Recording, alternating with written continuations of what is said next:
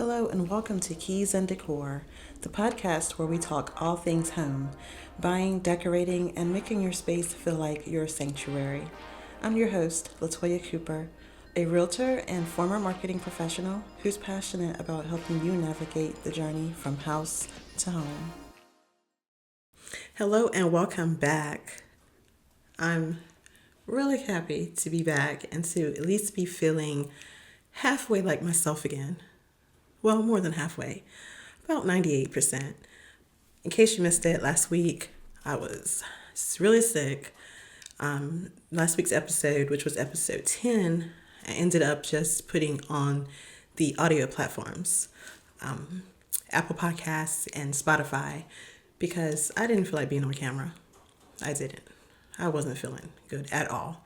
And I never get sick, but the last few months, this is like my third time being sick.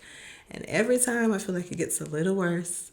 So, needless to say, with me also focusing now on kind of revamping my wellness routine and refocusing on wellness, my immune health is definitely at the top of that of that list, okay? So but yeah, so really, really glad to be back. So listen, I didn't get an opportunity last week to do a lot of things because I was sick. But I've recently done a kind of like a life reset and have some really exciting changes coming that some of those I was supposed to implement last week, but you know what happened. So I still want to take a moment to number one, and we'll get into the episode in just a second, but I just want to take a second to just say thank you because last week also was the 10th episode. And I wanted to mention it then and to really take a moment to celebrate because it's 10 episodes, and it may not seem like a lot, but 10 episodes is such a huge deal to me. And so I just wanted to take a second to just acknowledge that and to just let that sink in and to say thank you to everyone who has listened. I've been keeping an eye on the analytics, and it looks like they've been steady climbing every week on, it looks like mostly Apple Podcasts. I really don't have much of anything on Spotify, but that's okay. I do appreciate those views. And honestly, I'm really proud of what I've created in this podcast because when I was first thinking about making it, I didn't think that it would be a good idea because, well, I didn't think that I had enough ideas to even be consistent with it, let alone get to 10 episodes. But I took a chance on it and, wrote down the ideas that I did have, got into some of these, my real estate groups to see what questions do people have. And it's really been amazing. I'm really proud of what I've created. I feel like I feel like every episode is done with the intention of bringing value, of adding value, and somehow helping you through the home buying process. And I have some really great things planned in the future, some really great collaborations to help you, to get even more comfortable with the process and to just make sure that you're knowledgeable. Knowledge is power. So, I hope that you're benefiting from what you're getting and that you're sharing it with your friends and family who are also thinking about buying a home, but who just don't know where to start. Okay.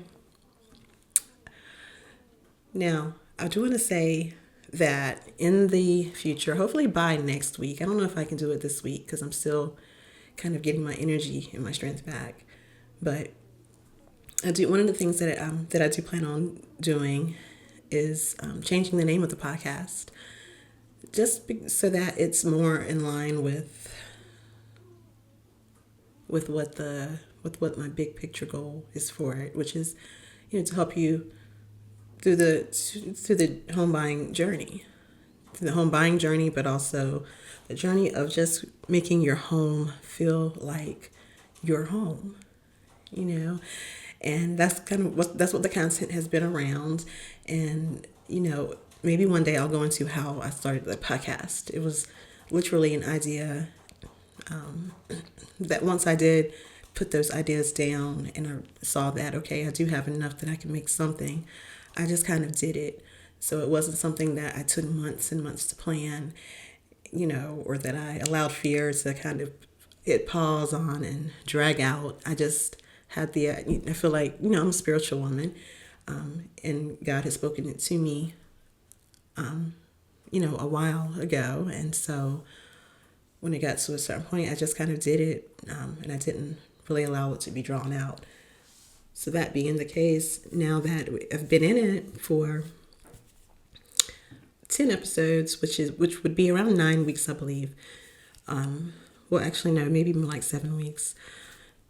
Now I feel like I am in a place where I'm better able to refine the name to be, you know, to match the true intention of or to better match the intentions of the podcast. So just be looking for that. You may see it next week.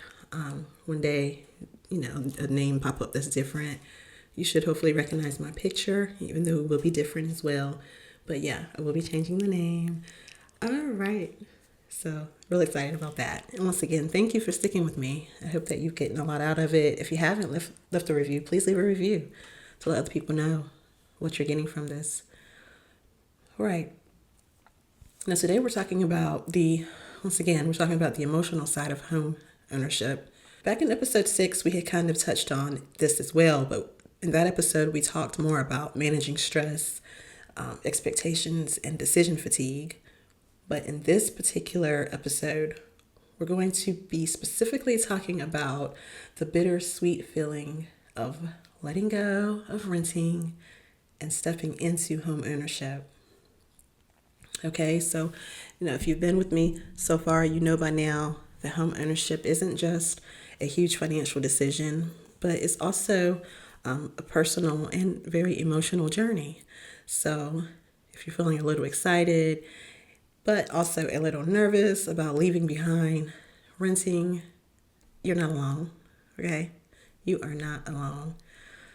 Sometimes, especially as you begin going through the process, you have feelings come up that maybe you didn't even expect to feel so attached to your rental. But, things just start coming up as you're going through the process. So we're going to be talking about why this transition is emotional, some common fears that new homeowners face, and some ways to move forward with confidence and mindfulness, of course. All right, so let's get into it. The emotional side. All right, so first of all, why do so many people feel attached to renting? Right, you wouldn't think so, but it's a thing. Or for one, renting comes with familiarity and security. All right, so even if you've been ready to buy a home for years, your rental has been your home. That's the place where you've created memories, where you've created or established your daily routines, and you may even have relationships with, with your neighbors. You may have close relationships and connections with your neighbors. But another reason why people can feel attached to renting is because of the convenience. When you're renting, if something breaks, you could call a landlord, and that's their problem. You don't have to worry about repairs or maintenance or unexpected costs. And this alone can really feel like a safety net, not having to worry about those types of things. All right.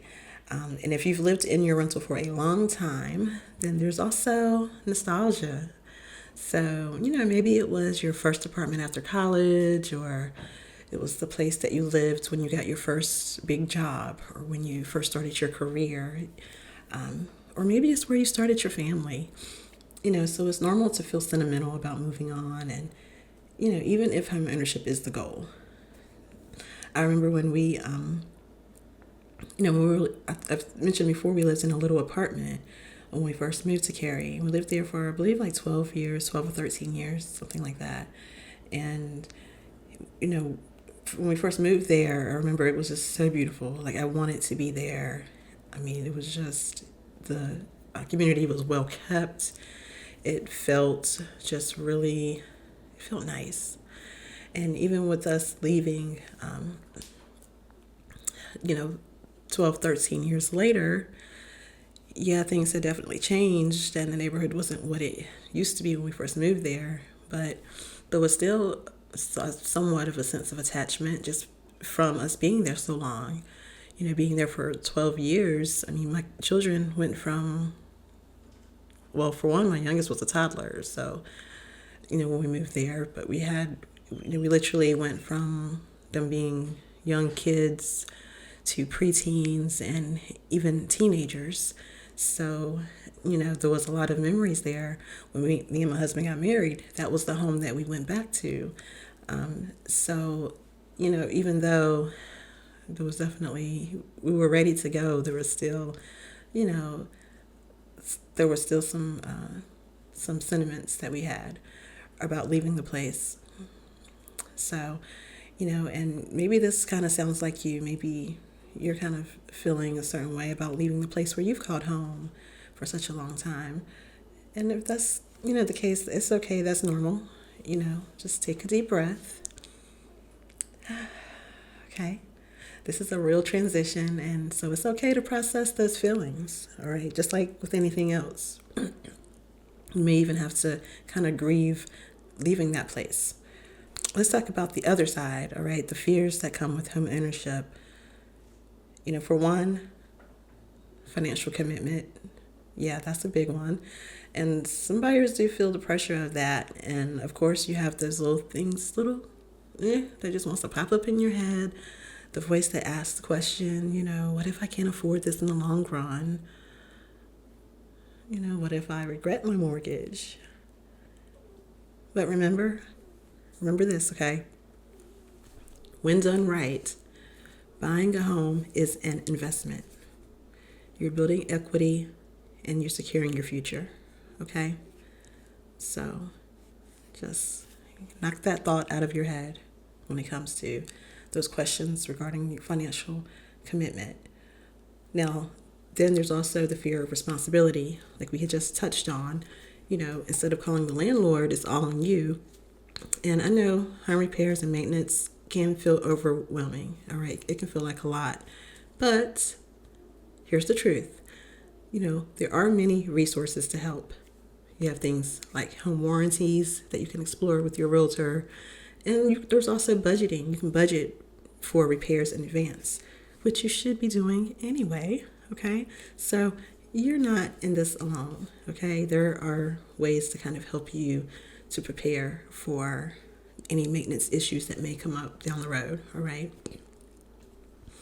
And then another one that I don't feel like it's really talked about a lot, but, you know, another fear is the question of, will this really feel like home? You know, because people, you know, some people are excited about buying, but once they move in, they feel a little disconnected because it is different, you know, and it feels like, you know, like it's just a house, but it's not theirs yet. But that's okay because it takes time to make a space your own, all right? I actually did an episode about this. If you want to go back and kind of look at that episode, on decorating your home, where to start. And that one we talk about ways to kind of make the space your own. But we're going to talk about ways to also to just speed up that process in just a minute, all right? Okay, so how do you move from feeling hesitant to feeling excited? Well, it all starts with your mindset, of course. Now, first, reframe responsibility as empowerment. Okay? So, what I mean by this is instead of thinking, well, now I have to take care of everything myself, think, now I have control over my space. You get to make the rules, you get to decorate it how you want, and you get to build something that's truly yours. Okay? Now, next, focus on the benefits. Your money is now building wealth. Yeah, it's building wealth. So instead of paying someone else's mortgage, You're creating stability for yourself in your future. Okay, so yeah, and like I've mentioned in the past, and a lesson that I had to learn the hard way. You can be the best renter ever. I mean, best renter.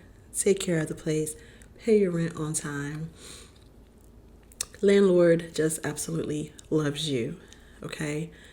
But if you're renting, you're not creating stability. You're just not, because that place is not yours. Someone else could get it. Somebody else could make you move. And it doesn't even have to be like a malicious type thing. Sometimes things happen.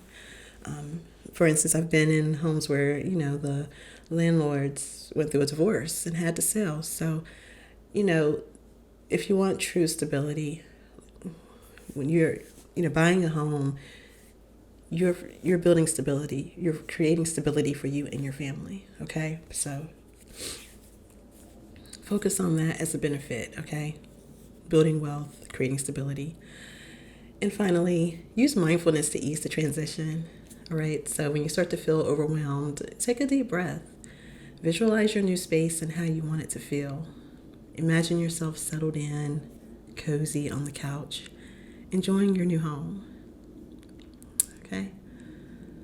Now, one of the things I used to always remind people when I used to teach mindfulness is that, we're the only creatures on this earth who have this unique ability of visualization, to visualize.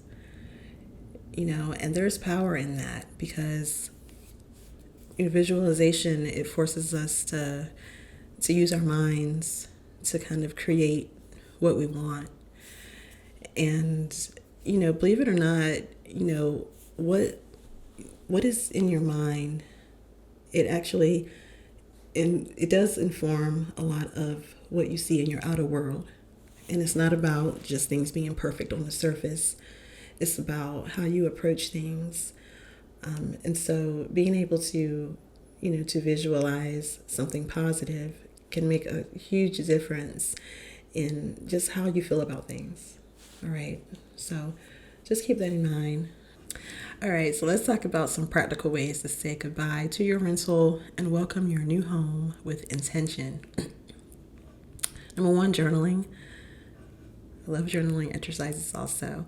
So for a journaling exercise, you could write down 3 things that you're grateful for about your rental and 3 things that you're excited about in your new home. Okay? Number 2, take a gratitude walk.